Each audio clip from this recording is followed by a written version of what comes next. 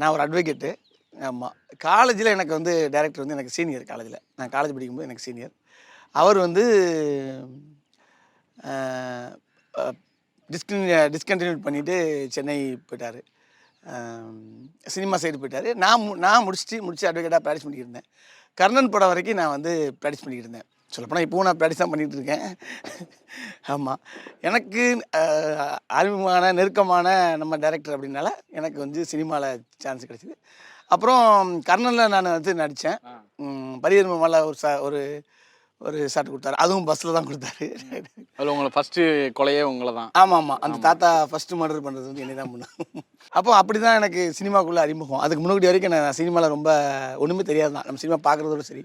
இப்போ நம்ம ஊர் டேரக்டர்னால நமக்கு அது கிடச்சிது. அப்புறம் கர்ணனில் வந்து நடித்தேன்.